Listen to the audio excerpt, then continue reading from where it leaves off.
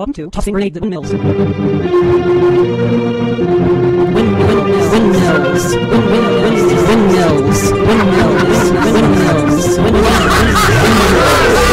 Windmills. Hi, my name is Matt Franklin. Tom's mic has died a horrible death, and he's asked me to take over for him for the podcast for a little while. We were introduced through our mutual friend, Andrew. Thanks, Andrew. All right, on to the podcast. This is the novel Grenademan vs. the Zombies by T.C. Ricks. Chapter 2, Part 2. Sometime later, Grenademan walked into the first pawn shop that he saw, with a heroic flair, his cape flowing behind him. The place smelled of used bicycles and old tobacco. The walls were lined with electronics, random plastic instruments, power tools, and some clothing.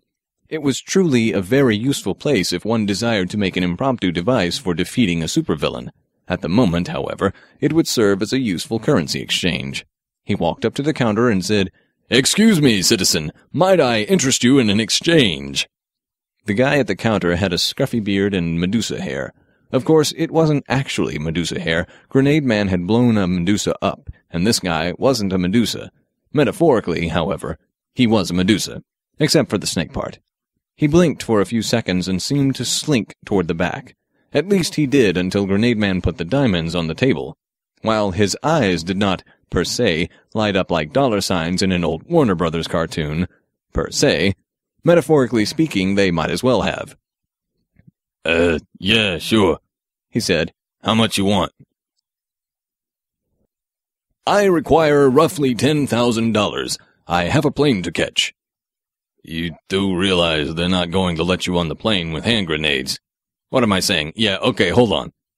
The merchant examined the diamonds with a small lens and then looked at Grenademan with awe. "Yeah, why don't I take, say, 3 of these and you take the 10,000. "Excellent, citizen." Grenademan took the money off the counter as soon as the pawnbroker put it there and walked back into the bathroom. Looking around carefully, Grenademan, a.k.a. Frank Noble, the secret civilian ID of Grenademan, shh, don't tell anyone, made sure that no one was watching, and then he removed his mask. He took off his tights and carefully laid each of the grenades dangling from his chest into the pouch. The Fae said it would hold as much as he put into it, and they had been right. Lastly, he removed his cape, wrist braces, shirt, and utility belt. He felt naked without them. In part, this was because he was naked without them. He reached into his pack and pulled out a white, hand-sewn shirt and a faded pair of medieval leggings. This was hardly low-key, which was the whole point of a secret identity. He still marveled at how much he could fit inside of the pack, but Morgan had insisted that it would be fine. Magic was indeed strange. Frank might not be a spellcaster, but at least he was beginning to slowly understand the strange and magnificent energy. He briefly considered the possibilities of a grenade based on those principles. Of course, he was no sorcerer, but he could perhaps incorporate 1 or 2 principles. He came out of the bathroom and looked at the pawnbroker. He said, using a calm and normal voice that was not superheroic in any fashion whatsoever, "Excuse me, good sir, I came in from your back door and—" The man had a most irritating grin. He was starting to look like he worked for the forces of evil, or, at the very least, he was a prime agent for the forces of sarcasm. "The back door's locked." "Is it?" "Yes." Frank looked around and thought a moment. He smiled politely at the merchant and said, "I came in through the bathroom window." "Protected by a silver spoon?" "What? Never mind." The store owner reached across the counter and jabbed his fingers at Frank's chest accusingly. "Why did you use the bathroom window?" "Ah." Frank thought a moment and then replied, "Because I was practicing my mountain climbing skills." "By getting into a window?" Frank nodded solemnly. The merchant rolled his eyes and then said, "What do you want?" "1 pair of jeans and a shirt, please. Oh, and socks. And sandals. And this wallet." It had been 3 years since Frank had seen the inside of an airport. Camelot didn't have many of those. A part of him wanted desperately to try to find some of the foods that he'd missed, but he couldn't waste time on such pleasantries now. He had a mission to perform. The people had to be warned. He walked up to the counter and bought a ticket for Washington, D.C. Then the clerk proceeded to ask him a series of rather personal questions. She had brown eyes that squatted above a very pretty nose. Her face was pleasant to look at, but she did not have any wrinkles from laughter. Frank gauged her age to be around 30. Of course, he did not ask. A gentleman did not ask a lady's age. All of the questions were fine until she got to the one about explosives. It was one thing to lie about one's secret identity. It was something else altogether to lie about something that did not have to do with one's secret identity. Then again, when he thought about it, the explosives were an integral part of his heroic identity, and were therefore covered under his code of honor. He answered, "No," and that was that. At least, he thought it was. There was a lot more to security at the airport than he remembered. In fact, there was an entirely unreasonable amount of it. Frank was the first person to encourage eternal, practical vigilance against the forces of evil, but one did not need to be probed to do it. Liberty was also the hallmark of freedom. The forces of good sought a proper balance between the two. That was why he wasn't honestly as enthusiastic about supporting order as he let on. But he wanted to go home. A deal was a deal, and so long as it was within the bounds of his code of honor, Frank intended to uphold his end of things. What surprised him most was that there was no small child who looked at him oddly. There was always a small child who noticed how heroic he was and pointed it out to his parents, only to be ignored. Now he was simply being ignored by everyone. He was Ninja Frank. No one knew he was secretly a superhero from another dimension. Frank enjoyed the plane. He had used Camelot fare for so long that he thought the complaints of his fellow passengers were ungrateful to their bounteous host. He missed the peanuts, though. Those things were quite good, but from what he had heard from one of the other passengers talking, apparently peanuts sometimes made people's heads explode. In this universe, anyway. He briefly considered constructing a grenade out of peanut oil, but realized that it might be hard to contain the gases in a way that wouldn't blow up innocent people. Normally, he was confident that he would never kill innocent people simply because he was part of the forces of good, but these peanuts sounded as though they warranted extra caution. He spent the rest of the flight watching a delightful film called 28 Days Later, in which good triumphed over evil. He particularly liked the finality of the ending. It gave him heart to know that zombies could be defeated in such a clear and unambiguous fashion. He now had a plan. He just had to keep his people alive long enough, and eventually the zombies would starve. Frank walked up to the White House tour guide and said politely, "I'd like to see the president." The desk in the White House tour office showed numerous photos of the inside of the White House, along with small, neat piles of filers indicating what the tour had to offer, as well as several ominous signs indicating things that you were not supposed to do whilst on the tour. Frank looked back at the line. It had taken him 30 minutes just to get to the front of it. He had thought about simply going into the big white building, but he wanted to be polite. The tour guide smiled wryly. "I'm afraid you'll have to make an appointment through the office of the Chief of Staff, sir. You might try your congressman first, though, or maybe make an appointment through the website. There's kind of a long backlog, though." She didn't sound very sincere. "Could you pass on a note or something?" "I'm afraid not, sir." "But the fate of the world is at stake." She gave Frank a look and sighed. "Really?" She began looking at a button under the desk that Frank obviously wasn't supposed to know was there. "How is the world being threatened?" "This Earth has been selected as a battleground between order and chaos. Chaos will be infesting the world with zombies through his avatar sometime around March the 13th. "That's rather specific." "Yes, it is." She looked at him for a full second and pushed the button. Frank didn't know what that button did, but he saw one of the Secret Servicemen immediately reach for his gun. Frank walked away from the desk.